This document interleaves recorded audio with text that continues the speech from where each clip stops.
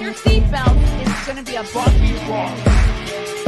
Chrissie is hilarious. Chrissie, have you ever heard of the comedian Basha K. Ali? No, that sounds like something you yell at before you blow up a plane.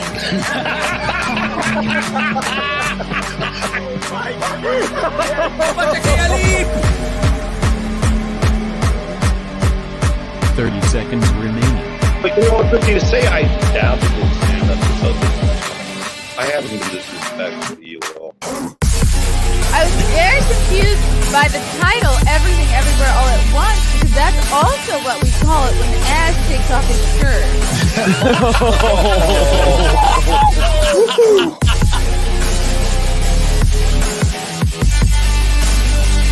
I shouldn't be up here. I should be in school on the other side of the ocean.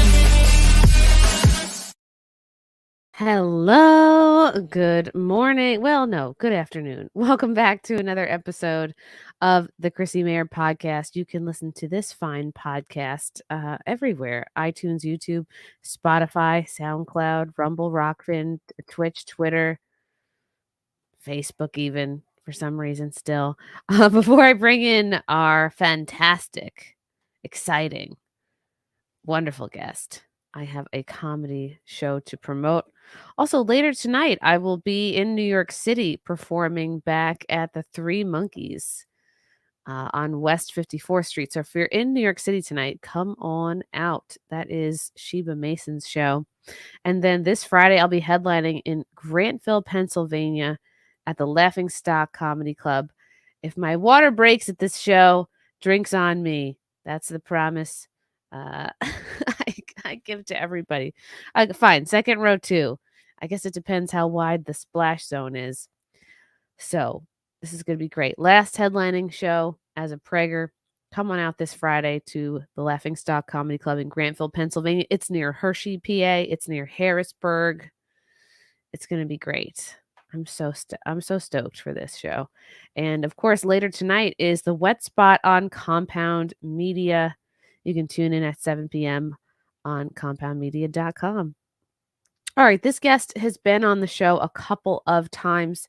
He's a journalist covering the Karen Reed case out in Boston, the Boston area, who is a woman who is basically being framed by the cops for the death of her boyfriend, fiance, and now he himself, of course, just like all journalists who are doing their job and get too close to the truth, people starting to come after him. So we're going to talk all about what he's been up to. Welcome back to the show, Aidan Kearney, a.k.a. Dr. Turtle Boy, a.k.a. Daddy. Thanks for having me. Oh my gosh. You've had quite a couple of months. Yeah, I'd say so. It's been an interesting last few months. I never thought I'd go to jail. I'm not really a jail guy. I like to obey the law and just write stories and do YouTube streams and comment on the internet. And I never imagined that would somehow end up with the 60-day stint in the clink, but it did. Yeah, I never figured you as a jail guy. I didn't think you had the butthole for it. No, I had my own room. They had me, I'm like high profile around here. So like they were afraid I for the record, I asked to go in Gen Pop several times. I like wanted it on the record. They refused to let me. They stuck me in medical with the psychos because they were afraid that like if I went in one of these places and they never know who I wrote about in there, and like if something happened, they didn't want to get sued. I'm like, I'll sign a disclaimer. I'd rather get beat up than sit in this cell all day by myself. It's the most boring.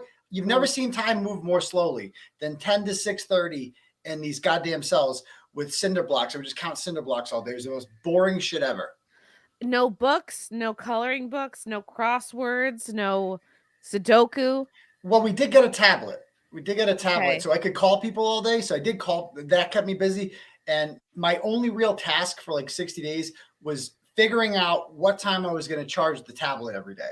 Like it's like, okay, I'm at like 50% and it's 1 p.m.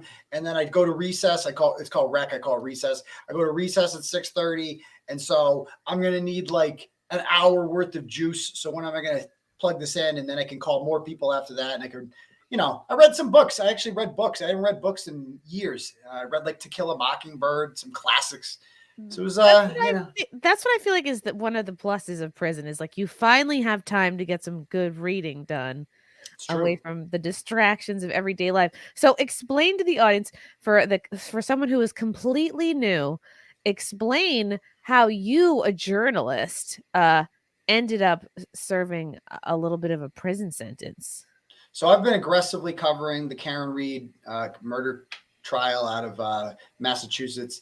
And I've taken the position that she is completely innocent. The facts belie that, and that she's been framed by a couple cops, and that the people in the house behind me murdered John O'Keefe, threw him on the front lawn, and that their cop buddies, led by a guy named Michael Proctor, who is now under investigation himself, helped cover it up after the fact. And I've gone out in public. I've interviewed them. I've held protests in their town. We've protested outside of their homes peacefully, mind you. No threats or anything like that occurred.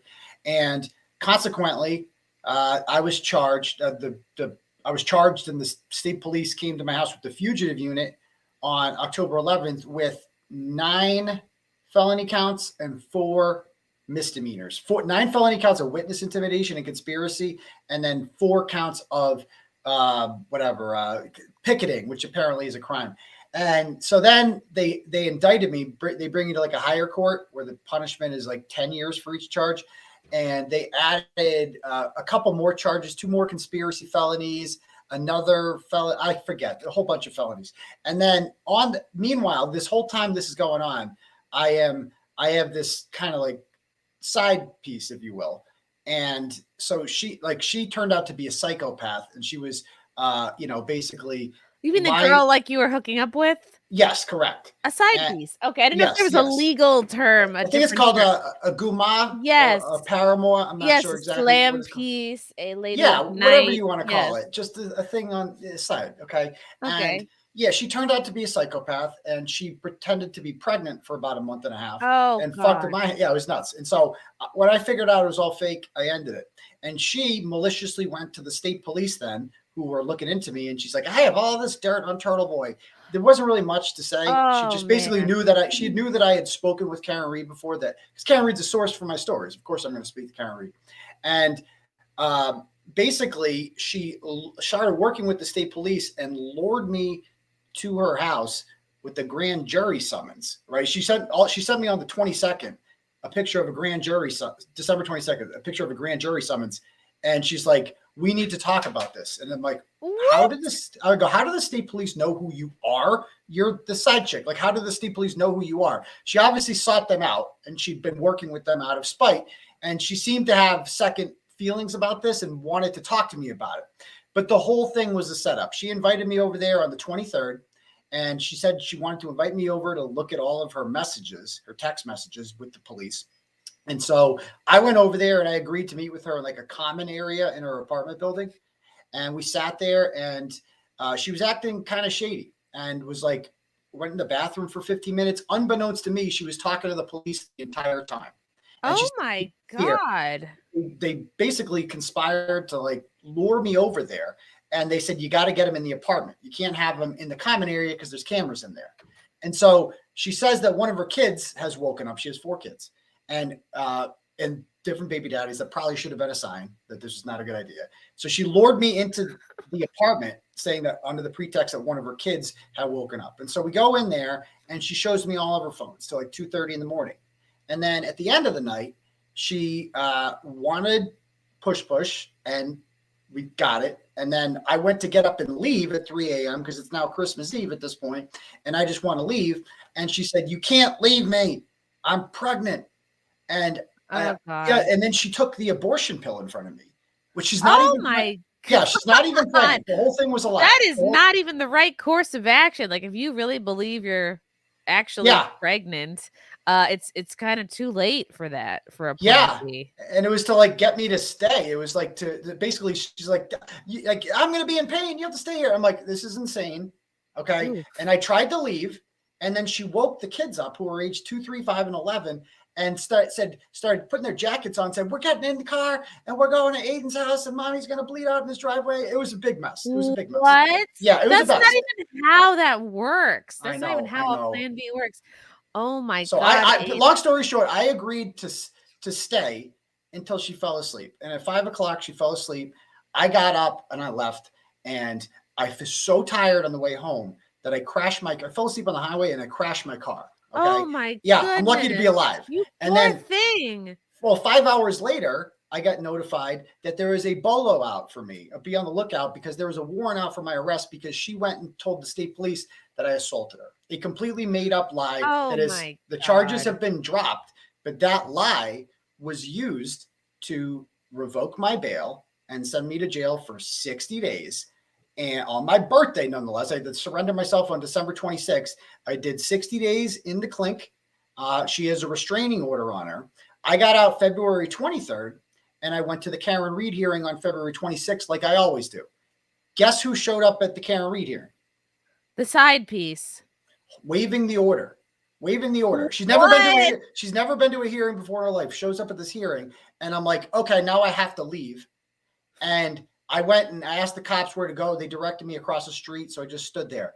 And then 7 hours later, they filed another criminal complaint against me because they said I violated the order by coming in with the 100 yards of her. So it's just like, God. It's just like, so anyway, I was so worried they were going to send me back for 120 days. But we had a dangerousness hearing the other day. And good news is I'm not actually dangerous. I'm just a guy on the internet. Yes, I mean, no one any harm. A dangerousness hearing for you, and they put that on you. Why? Because you're doing normal things that a journalist does. You're following the court case. You're asking people questions, and you're allowed to go up to people and ask questions, right? Well, you technically, according to the First Amendment, you are. But in Massachusetts, we have a witness intimidation statute that my lawyer believes violates the First Amendment because it says that you can't cause emotional harm or financial harm to people who are witnesses in court proceedings. So, what is emotional harm? Like, I cause emotional harm every day. Like, you know what I mean? Like, who does it? Who doesn't cause emotional harm? You break up with someone, you cause them emotional harm. Like that, you're allowed to cause emotional harm, except in Massachusetts, you can't do it to people who are witnesses, or else it's felony witness intimidation in this state. And so, like, all of the witnesses I'm charged with intimidating, not one of them alleges that I've like physically threatened them or, threaten hurt, because that's not my style. It's not what I do. They've all claimed that they have emotional harm, that my protests have that made them sad and made them worried and whatever. So it's nonsense. This sounds like you've been through so much. This is crazy. First of all, I don't understand people who pretend to be pregnant as someone who is pregnant right now. It's like, you don't want to pretend to do this. Well, she's had 4 already. So she used the tried and true baby trapping trick on you, which didn't work. Nope. Oh my God. I mean, I was like, so worried. I'm like, oh, I have 2 kids already. And I'm like, oh God, my life is ruined. Like it sucked. I've got all these felony charges, and now I have this fake baby on the way. Like, what am I going to do? She had a fake abortion on the 27th. It was a whole mess. I won't bore you with the details, but it was like psychologically, like, it messed me up bad. And I'm glad I'm glad it's over. I'm glad I can just move on with my life and focus on this story as best I can. But it's just like, she's not the story. The story is the fact that the Commonwealth, the police themselves, are utilizing somebody like this. And like, I'm now charged with witness intimidation against her. They turned her into a witness somehow. I don't know what she's a witness to, but they made her a witness, and they're just adding more charges to the pile. Wow. It just shows when you are any kind of a public figure, you have to be so careful who you have relations with, who you're friends with, who you're hooking up with. And but do let me know, Aidan, where your fake baby registry is, so I can send you some fake baby gifts. Yeah, please. Congratulations, by the way. That fucking sucks. That's insane. This is this sounds like every dude's worst nightmare. Thank God you pulled through. You're not a danger, of course. So what are the next steps for you, and what are the next steps in the Karen Reed trial? So basically, I the Karen Reed trial is on April 16th, and my case is interwoven with hers. So if Karen Reed, like the FBI is heavily involved in Karen Reed's case right now, and at the last hearing, it was revealed that the FBI has been investigating the investigation itself, and they found out that the lead detective, Michael Proctor, was offered a gift, essentially a bribe, from people who were inside the house in order to not investigate them. And because they have his phone, they have his text messages. So they have proof that he has known these people. The lead investigator has been friends with the people who were inside the house, that he has been offered monetary gifts as a result of this. That on top of that, perhaps the most damning thing is that the FBI Quantico trained specialist with like 3 PhDs said that John O'Keefe's injuries could not have come from a car. So Karen Reed couldn't have killed him.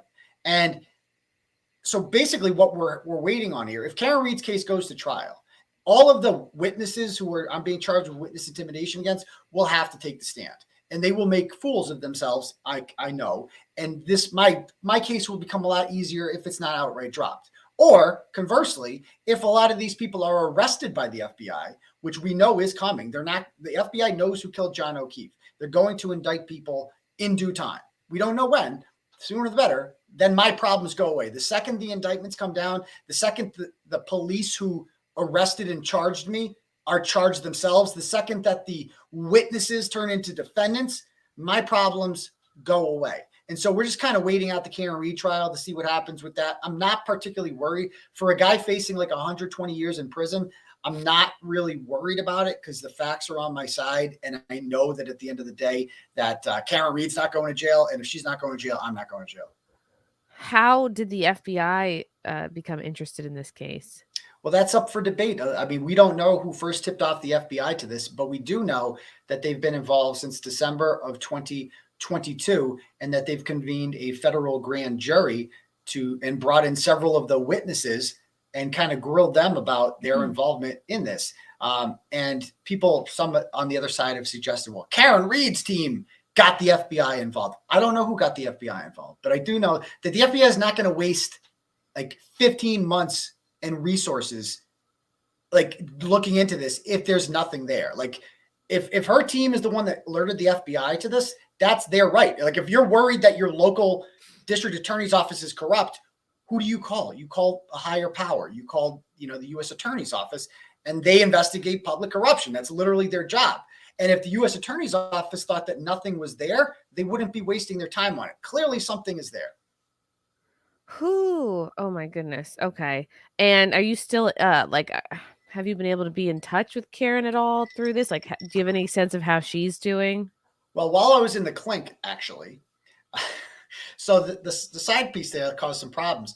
She told the police or the grand jury, I don't know, that Karen actually, she told them a lie. She said that Karen directs the content on my website and that Karen directed the witness intimidation. It's just nonsense. It's a complete lie.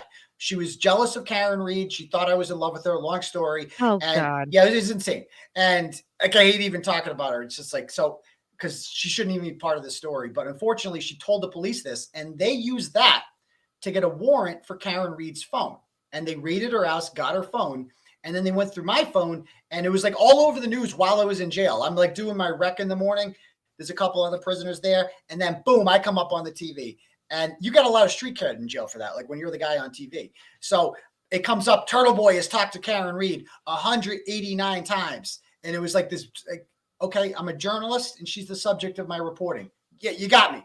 I called her. You guys went through my phone, and you saw that I called the subject of my reporting, and apparently they didn't get a scandal. So to answer your question, I have not talked to Karen Reed since before Christmas.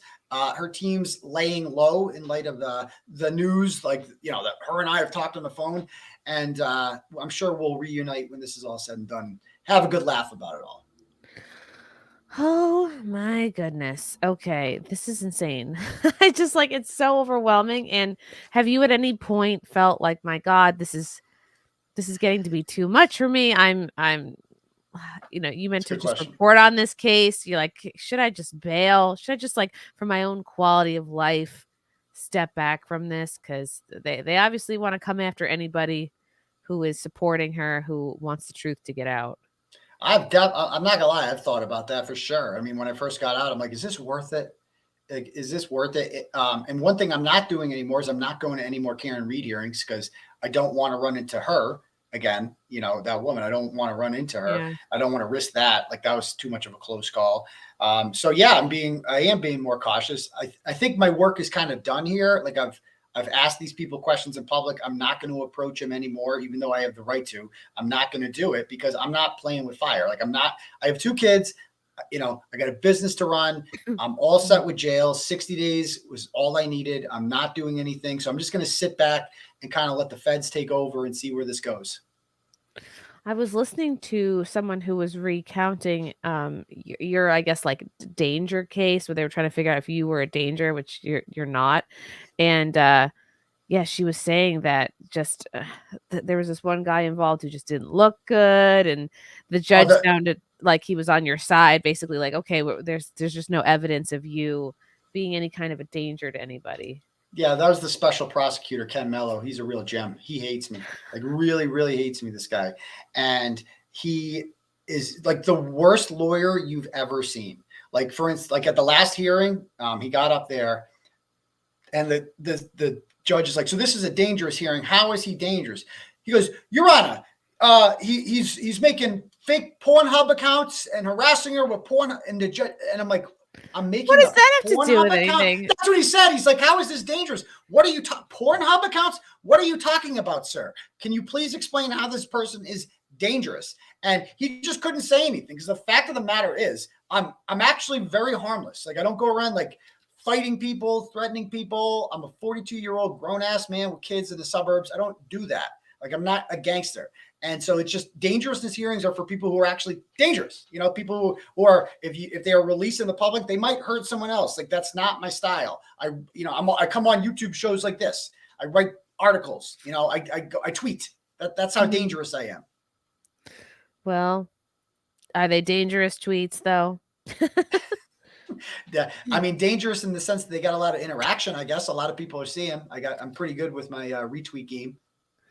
Wow, it's just so insane that somebody who was just kind of a hookup of yours could be used by the authorities to just help, right? Because you already have a target on your back, and you know how she met me? She introduced herself. She sent a picture of me in September of herself in a free Karen Reed shirt, and she goes, "Just got my shirt in the mail, love it." And I wrote back, and this is my mistake. It's my weakness. I'm just like, "Oh, it looks good on you." And then she writes back, "Thanks, Daddy." And it's just like, okay, I see where this is going. I see. And I went for it. And it's just like biggest mistake, obviously, of my life. Lesson learned, you know, never doing that again. Never doing that again. So it's easier to just be gay. Yes. Oh my God. Okay. This is just a lot. And I guess I want to keep asking you questions about jail because I'm just kind of fascinated by it. But no, you can ask me anything. I like talking. Really? Okay. Yeah. So they threw you in. Were you in kind of like a comfy jail? Not. I mean, you didn't do anything violent, so you're just kind of in, I guess, like a low key jail. It's county jail, but there's murderers and stuff in there. Like, because anybody who hasn't been convicted of a crime yet has, like, you know, so if you're arrested for murder and you haven't been convicted yet, you're in county jail until you have trial. So I'm in there with murderers, you know, some of the, like one guy who killed his dad and shoved a broomstick up his ass in Weymouth. Like, people can Google it. It's crazy. He was in there with me. But I didn't interact with these people that much because they basically kept me on an island of my own. Like, I would stay in medical, which is only supposed to be for the crazy people. And then every day, 8 to 10, they would bring me to this rec area and where other prisoners lived, and they'd be in their cells, and I would just go and I'd run laps on the basketball court. I actually got in pretty good shape in jail. I was like 10 pounds. I was feeling good. Oh yeah, it was nice. It was good, like rehab almost, like personal. Like, it's kind of like a ghetto vacation. It's, you know, when will you ever have the opportunity to just sit around all day and have no responsibilities? To just work out and read, catch up on reading.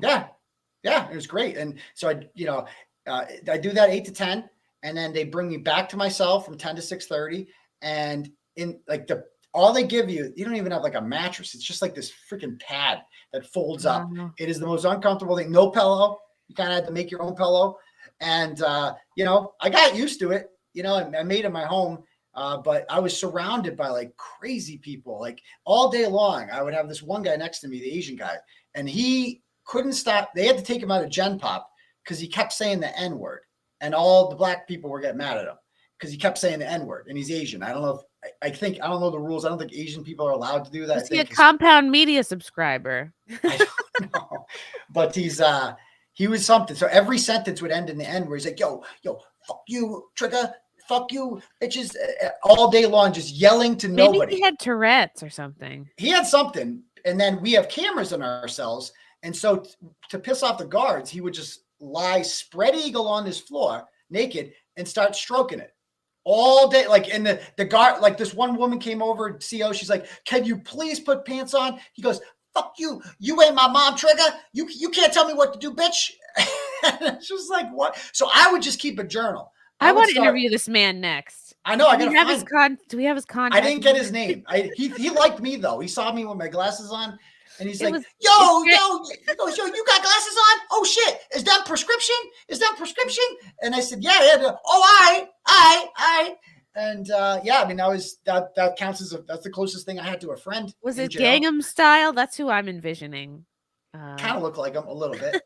So this was your best friend in jail for like a week until they moved him to they moved him to like a crazy person's hospital. Finally, after like a week of that, it was nuts. And yeah, I mean, so then I would just sit there all day from 10 to 6:30. They give you lunch at 11, which wasn't bad. Prison lunch, not bad. And then dinner at 4 o'clock. And the only human interaction I had was when I was on the phone with people or one of the corrections officers would bring me food. And corrections officers are the only people I actually talk to. I consider them more like my peers because a lot of the COs were fans of mine. Like they were. Wow, really? Yeah, they're like, oh yeah, they're like, you don't belong. They all knew who I was. That's why I was in medical. I was just too high profile in there.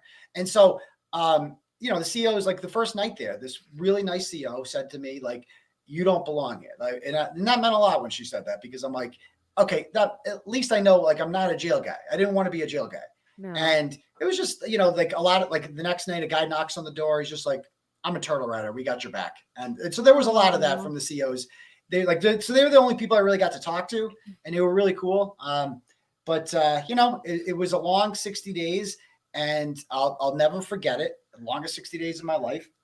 But I feel like I made the best of it, and it made me a stronger person. And I viewed it as like an investment because when this is all said and done, the documentary just got a lot better, got a lot more juicy, and so did the lawsuit. Because we're going to sue the crap off of these people when this is all said and done. And now we have actual damages. They took 60 days of my life away. I missed my son's first basket ever in a basketball game. I missed a lot of shit that we were going to go to Monster Jam together. I missed that. I missed a really important shit with my family. My birthday, my kids were texting me on my birthday.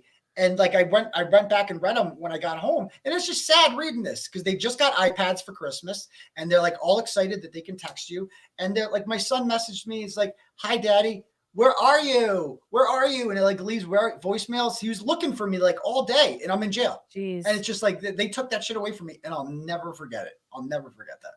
What if you heard a knock on your cell and some guy was like, "I'm a turtle rider," and then you turn around and it's your roommate and he wants to be gay with you? What do you do? They didn't let me have a roommate, but I would say, okay, all right, your next door neighbor, your neighbor. Yeah. I mean, those doors are pretty steel reinforced, so I think that they would prevent that from happening. But I mean, they would always say that. They'd say like, "Oh, we're worried about your safety." It's like, look, most of the guys in there are crackheads. And I'm like, I could probably, I'm not like the biggest tough guy in the world, but I'm in pretty good shape. I feel like I could stand up to like 70 or 80%. Yeah, now you're in prison shape. You're doing right. I was in prison shape. I was doing pull-ups and push-ups every day. I was feeling good.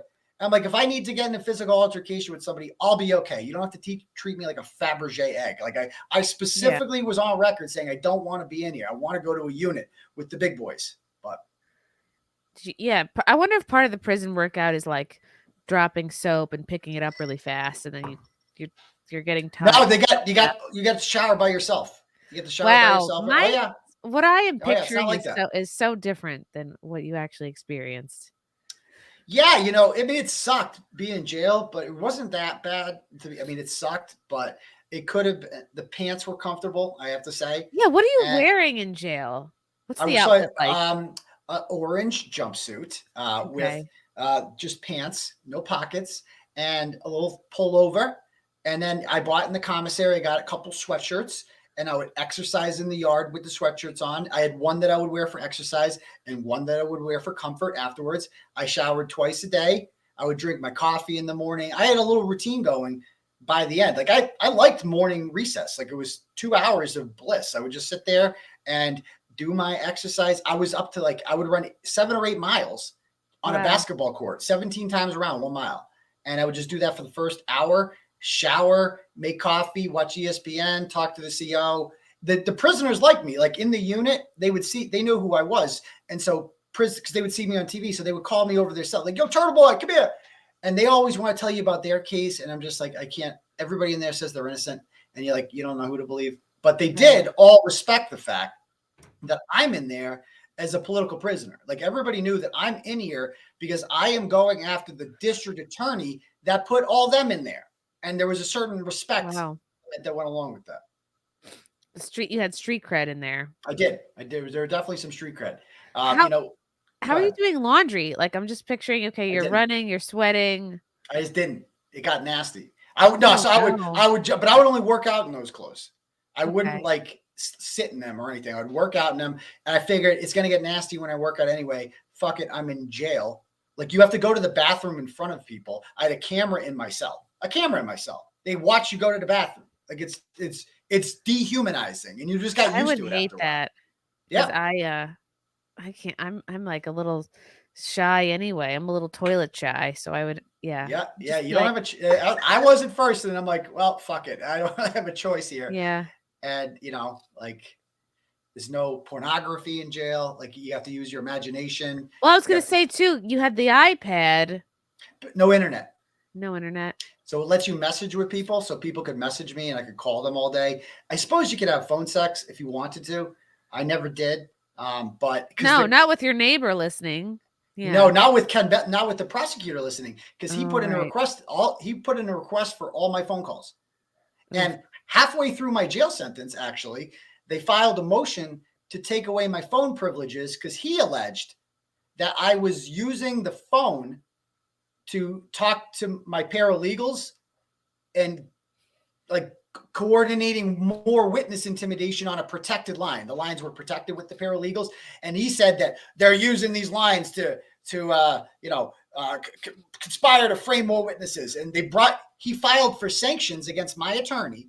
And I had to go to court halfway through, and they brought him in there. And the judge again asked this idiot prosecutor, he's like, so what evidence do you have that they're conspiring to, intimidate witnesses on a unrecorded line? He's like, they just are, Your Honor. You should take away his phone. She's like, the judge asked him, what authority do I have as a judge to take away his phone? Like, I don't run the jail. What do you want me to do? And he's like, you have inherent power, he said, AKA you have a gavel and, a robe. Just bang that shit. Take away his phone. And then you can do whatever you want. I mean, my lawyer has told me that he's never seen the stick up, the rest that the Commonwealth has for me, for any other client. Like there are murderers that get treated better by the state than me. I am public enemy #1 in the Commonwealth of Massachusetts. They want to shut me up. They want to throw me away and throw away the key, lock me up, whatever. They want to do it all to me. They want me never to be seen again.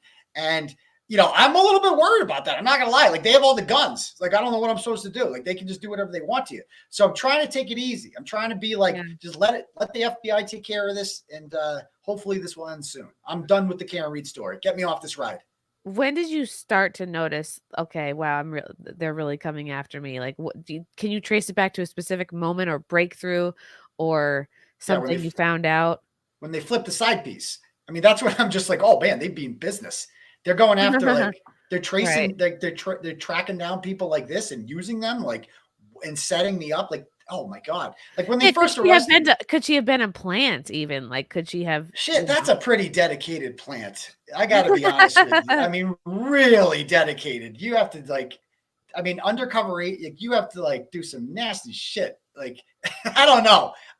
That's dedication if she was, but I don't think people have asked that. I don't think she was. Okay. Interesting. Wow. My gosh. Okay. So when this is all over, are we going to date again? We're going to let the dust settle. Yeah, I don't care. I'll be fine. But I learned a lot, doing this. Yeah. Let the dust settle and for sure. And we'll see what happens. But certainly, prison gave me perspective because, my my professional life was going pretty well. I'm not a criminal. I didn't belong in jail, but clearly my personal life was shit because look who I was hanging out with, look what I was doing. I was sneaking around, finally getting divorced as a result of this. Should have done it a long time ago. So it kind of like forced me to do something. I think it was like God wanted me to go to jail because I was just I don't know, just like you need to get your life together. What are you doing? Not quite a rock bottom, but sometimes in life, like when you decide not to make a decision, that is the decision. So sometimes like your lack of doing something becomes the catalyst for change. I don't recommend jail for people, but no, but it was like a detox. And I'll look back on this one day and it'll be a distant memory. But like I said, I'm good with the Karen Read story. It's time for it to end. It's been going on for almost a year now. It was fun for a while. I was having a good time covering it until I went to jail. Then it's not fun anymore. And it's just like, get me off this ride. Let's move on to the next story. Yeah, you've done everything you could possibly do, I think, at this point. Oh my gosh, a super chat from John Donovan. Thank you, John. Hey, Chrissy. Johnny Dice from Fairfield, wow, a fellow stag in the chat. Here to support Aidan and the cause. Hope you're doing well and good luck with the baby. Oh, thank you, John. I wonder what class you were in. Right, yeah, Fairfield's pretty close to Massachusetts. Yeah, it's in Connecticut, right? Yeah. Yeah. Boy or a girl, by the way? John, he looks like a boy. No. Oh, what about me? The thing inside you? Yeah. What about that? Yeah, I'm having a boy. Oh, there you go. Congratulations. You got a name yet? I do. I don't know if I want to tell people. I don't know. We're gonna see what race he turns out to be. And then we'll base the name on that. Yeah, it's pretty surreal. I don't know what your experience having kids was like, but I'm still like a little bit in denial. Yeah, I mean, it's coming. A month from now, it'll be here. 32 days. He's doing 32 days. 32 days. What the hell? You gonna do a natural birth? I'm gonna do it. Oh man, I'm gonna be so German about this, Aidan. I'm gonna do no epidural, no drugs, just racial slurs. That's what I'm gonna use to get through it. And heating. We just did the C-section. The C-section's in and out, man. It's just like, boop, because you're awake during the whole thing. You don't even know what's going on. Really? Like, oh, here's a baby.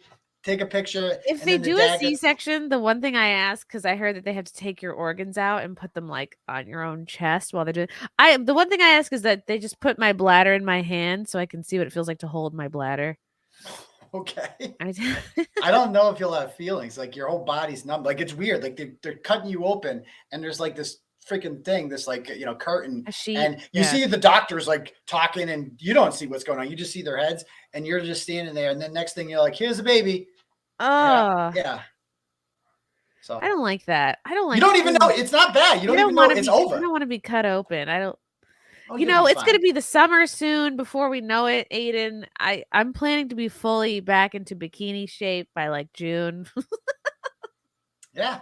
Well, yeah. I mean, it's a surgery, so it takes longer to recover from. So maybe go natural then. I don't know. Okay. Some people in the chat are recommending the epidural. Maybe they could give me the epidural to go. And if I don't know if I need it later, if I'm going to use it a week later or something, like a doggy bag. Yeah. Drugs to go. They cut all your ab muscles out. Oh goodness. Ugh. Everyone's saying recovery is worse after a C-section. I want to see. I'm looking at the chat to see if we have any questions for Aidan here, because I'm sure most of us have not been through what you've been through. Oh, Douglas is wondering, do all prisoners get a personal phone? In Massachusetts, they do. Lovely liberal Massachusetts just passed a law, which I would have normally criticized about 3 weeks before I got in jail, that said that prisoners, not only do they get a tablet that allows you to make calls all day long, you get unlimited phone calls. And so that it costs the taxpayers like $2.5 million. And I remember reading about it and be like, what the hell? I'm a right-wing guy. So I'm like, yeah, fuck you, government. And then next thing you know, I'm in jail and I'm on the phone all day. So I'm like, thank you, liberal Massachusetts, for making my life in jail a little less miserable. Thank you, jail phone. I used to have a prison pen pal, Aidan, and he messaged me through a server called Core Links, and it was completely out of the blue a couple years ago. His name was Jermaine. He was in jail for what he said was car stuff, and then I looked him up, and he just like stole a bunch. It was more than just car stuff. He stole a bunch of cars. It was pretty messy, and then we talked for a few weeks, and then told my therapist at the time, was like, Chrissy, when these people get out of jail, usually the first person they kill is their pen pal and their boyfriend. So I was like, oh, all right.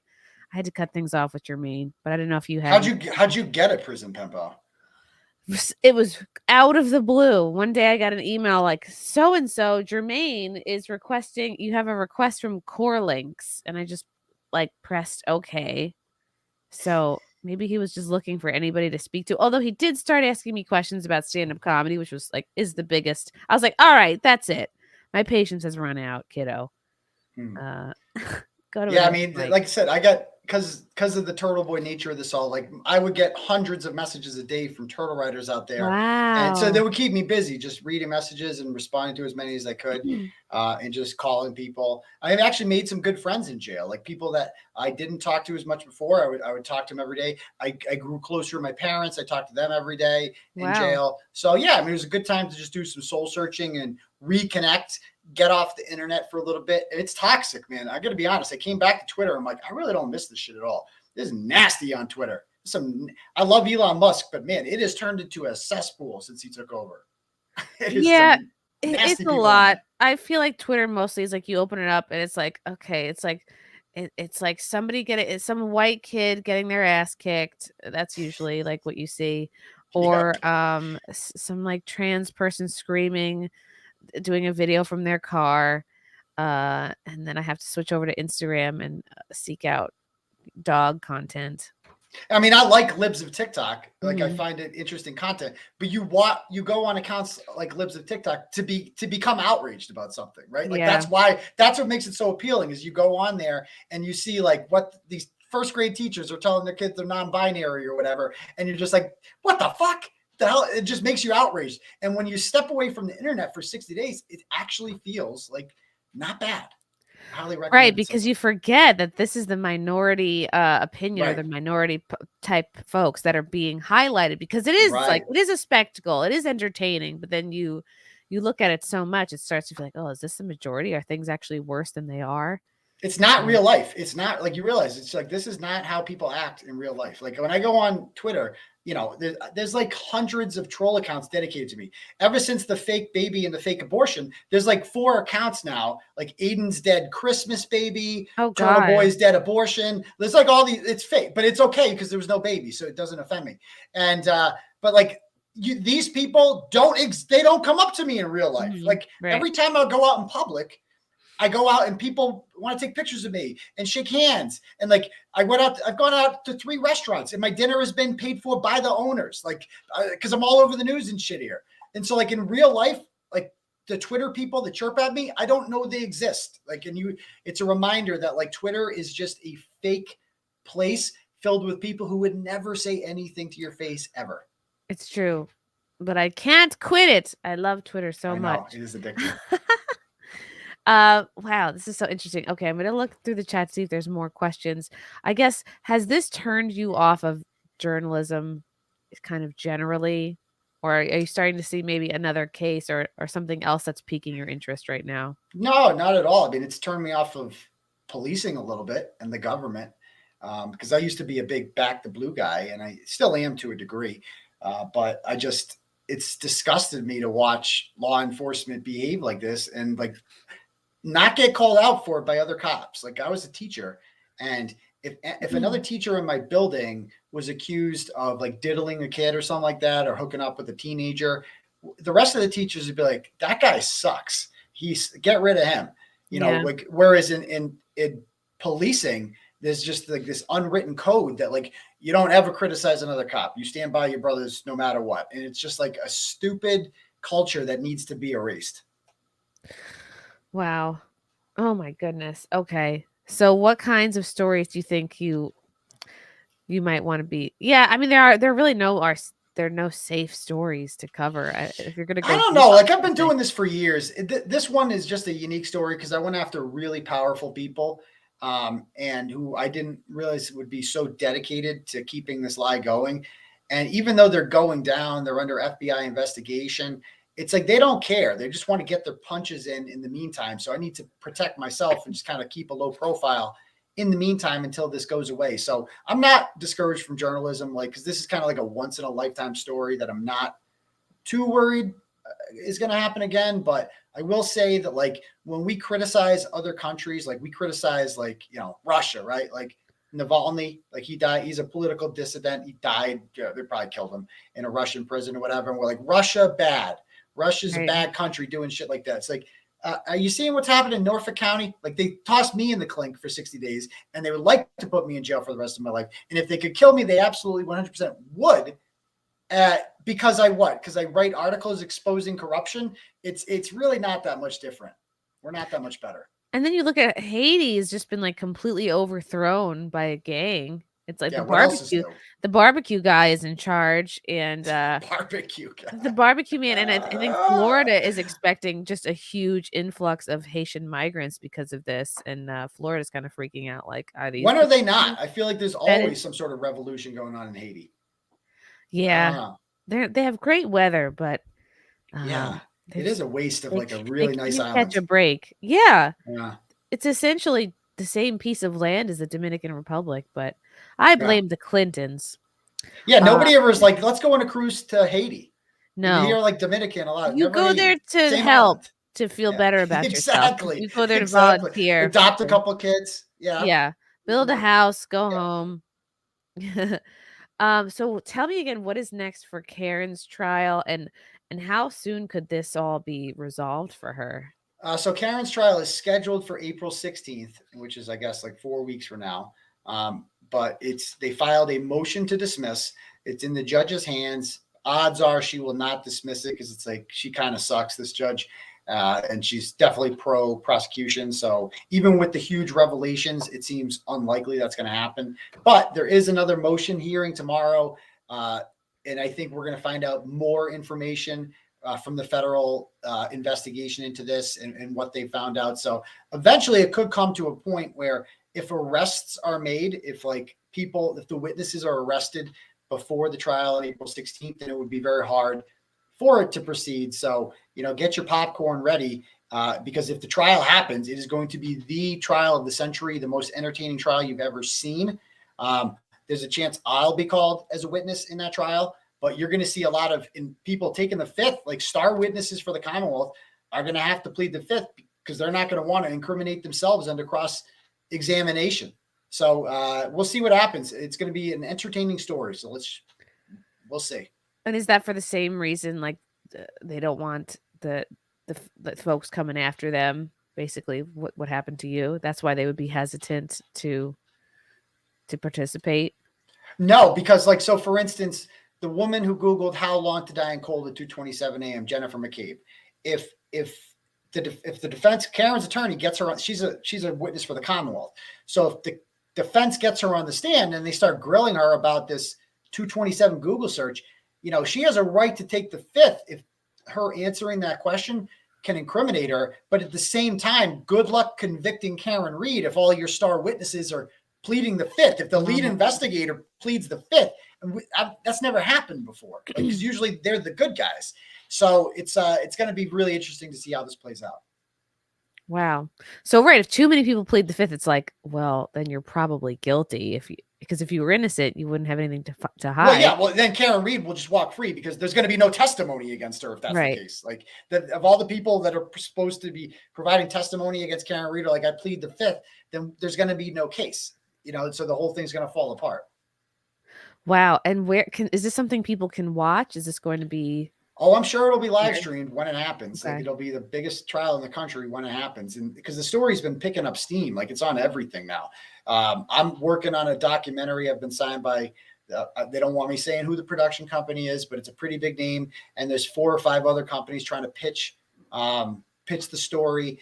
But basically I signed an exclusivity agreement with the company I signed with, which gives them obviously a leg up because it's difficult to tell the Karen Reed story without access to Turtle Boy, right? Because somehow I've become at the center of this freaking story.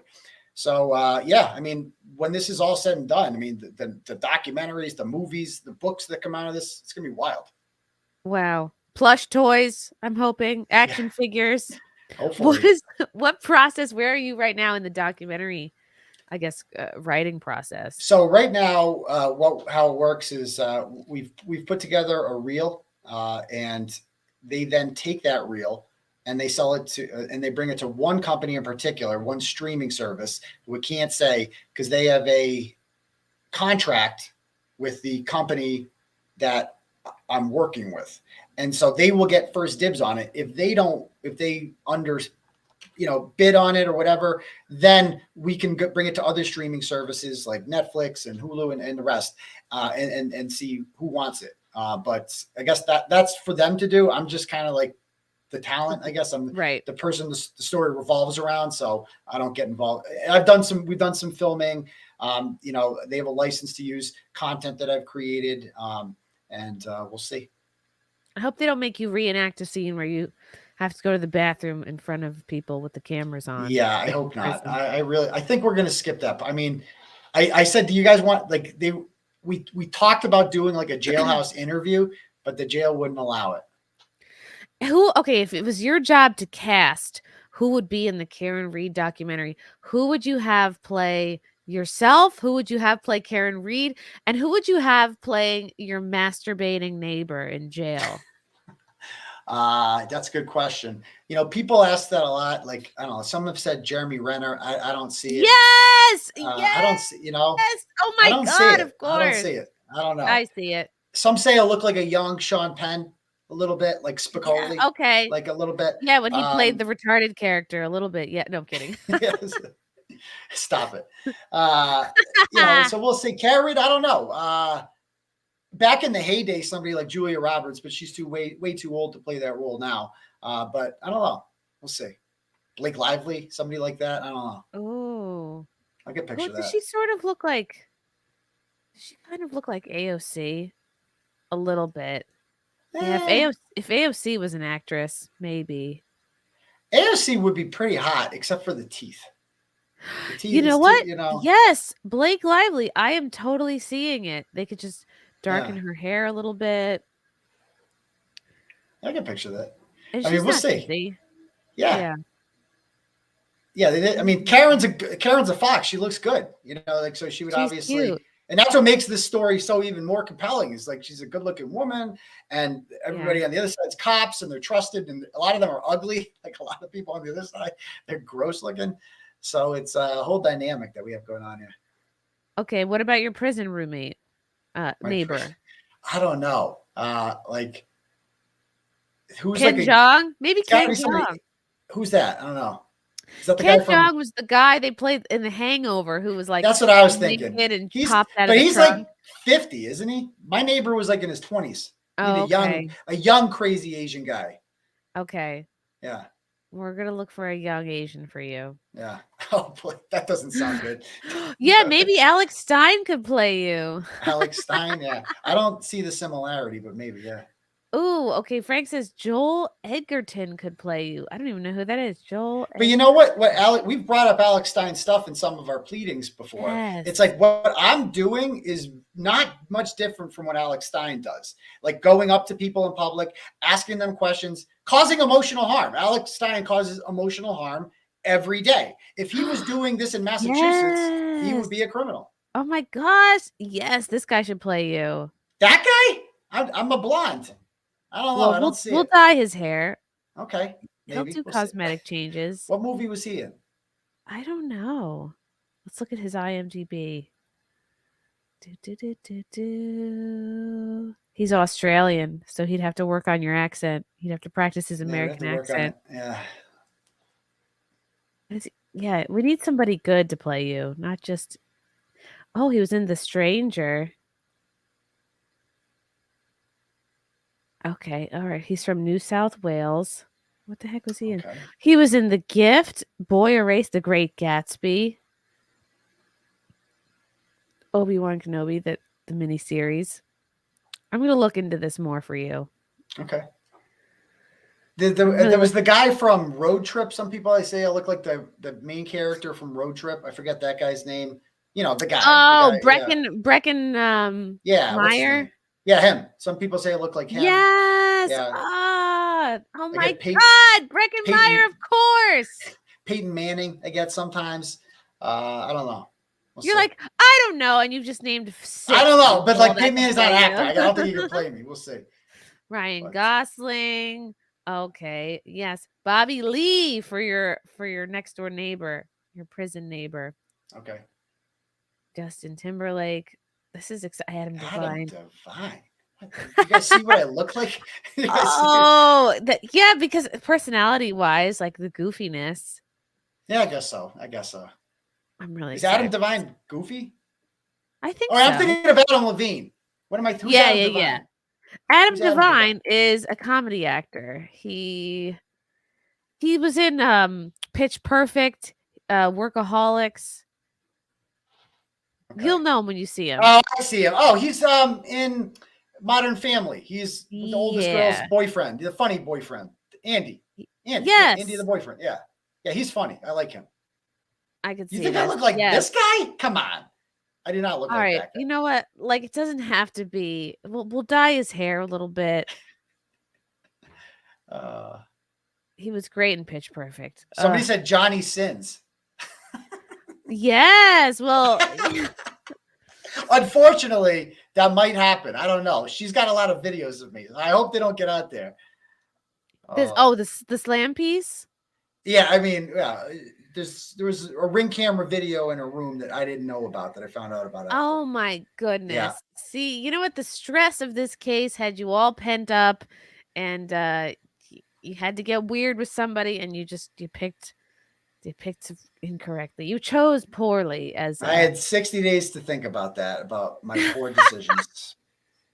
I'm like, okay, never again. What about if you made really good friends in prison? Can you still talk to them? Can you still email them? I still talk to my barber, my prison barber, LC. He came on my show one night when I got out of prison, like the third night back. I told him he'd come on my show. So he called into my show at 9:15. We had him on the show for like 15 minutes and we riffed. He ended up getting found guilty a few days later. And he moved to the MAC. He's in prison now for like 5 to 7. So, but I can still message him. I wouldn't say we're friends, but you know, he was nice to me in jail. He was probably the guy I talked to more than anyone. How many barbers are there in jail? There's only one prison barber for 400 prisoners. And I would get a haircut every like 2 weeks because they're only $5. And it gave me like 40. It's like a black guy cutting your hair. Because black guys, when they cut your hair, they take double the amount of time that white guys do. Because a black guy doing a haircut, they're going to talk to you a lot. Like, oh, shit. Oh, and there's a lot. And then they touch you up a little bit. The white guys, when they cut your hair, it's in and out. And so I wanted the most time in that barber chair as possible because time in the barber chair meant not in my cell. Right. And so I was grateful for that. That's great. This is a great question from Frank. Who would play Karen Reed in the Korn parody? What's a Korn parody? Like if there was going to be an adult documentary version of this story. I have to think about that. Let me think. Now I'm like thinking of all my favorite actresses. Maybe. I don't know. Oh, I'm just thinking of like my friends. Let's see. Brandy. Oh, you mean Brandy Love? No. Yeah, Brandy Love. She wrote me off because she thought I set her up. I had her on my 100th episode. Oh, she's so sensitive. I know. I was watching that whole thing. I had her on my 100th episode of Simcast. She thought I set all of that up. Alex Stein was a dick to make her look bad. It was like, dude, come on, relax. I get it. You know what I mean? Like she's a porn star. Like take it a little bit awkward there. A little bit. It was a bit harsh. Yeah. And Gavin was on with you. I was on Gavin's show last week, actually. Oh wow! Yeah, how was that? It's good. You know, it's weird because you tell people like, oh, check me out on Gavin. And if you're not like, people are like, okay, where's that? Because he's banned from like everything. Censor.tv. We love him. Yep. Oh, Sydney Sweet. Maybe like Corey Chase could play her. Maybe she got extensions and dyed her hair a little bit. Somebody said Jennifer Aniston. That's not bad. Jennifer Aniston doesn't do Korn. Oh, that's true. She doesn't do Korn. Yeah, that's right. Yeah. Stormy Daniels. Oh, Stop it. No way. I have to consult my Rolodex. Yeah. Who would play you in the corn parody? I don't know. Right, Johnny Sins. Someone already said it. Yeah, shave my head, I guess. But we'll see. We'll see. Wow. They call me the Intimidator now. That's what they called me in court documents, the Intimidator. And I said the only intimidators between my legs. Okay, and so that's what we like. They stop it. You actually really said that? Yeah, we sell Intimidator shirts now with just the eggplant emoji. I must have one. Yeah, they're in the store. I'll check it. I'll send you one. I just thought this was a nice message from Jody. TB has uncovered mass corruption. Keep fighting for truth and justice everywhere. Fight for our First Amendment. We need you. You have launched this movement worldwide. I can't wait to see what's next. Oh, thank you, Jody. You're too nice. Appreciate that. You've got a lot of support, a lot of love in the chat. My God, is there anything that you wanted to mention that I didn't ask you about or that we didn't get to? No, I think we got I enjoyed the conversation. I just enjoy riffing about time in jail. I don't really like talking that much about like the events leading up to it because it's a little traumatic. Right. I don't even like bringing her up at all because I'm trying to move, even though she fucked me over, I'm trying to move on with my life. I have no ill will, but like I don't mind talking about jail because jail was actually interesting. So I'm glad we had a conversation about that. Yeah, jail is more fun, and the side piece stuff. It's like. Normally you'd want to like not mention it ever again, but here we are because we are because it happened. It happened, and you have to just be like forthright about shit. Live and learn. It's all right. It's gonna be the summer of Aidan. I have a feeling it's gonna be great. Tell the good people what's coming up for you, where they can follow you, other than on Twitter at Dr. Turtleboy. So you guys can follow me on YouTube, the Turtle Boy Live Show. We do it every Tuesday and Saturday night at 9. You can follow the website, tvdailynews.com, read all 300 segments of the Can't Cover Up. On Facebook, my account is Clarence Woods Emerson, or you can just follow the Turtle Boy page. We're on Instagram. Follow there. Just follow everywhere and keep up. And you never know where we're going to be next. We'll see where the story goes. I love it. Stay strong, Aidan. You're doing the Lord's work. You got balls of steel. Looking forward to the corn parody. Looking forward to the documentary. And we're definitely going to stay glued to this Karen Reed case. And good times. Exciting times. Thank you to the chat for your comments and questions. And we will see you guys next time. Adios. Bye.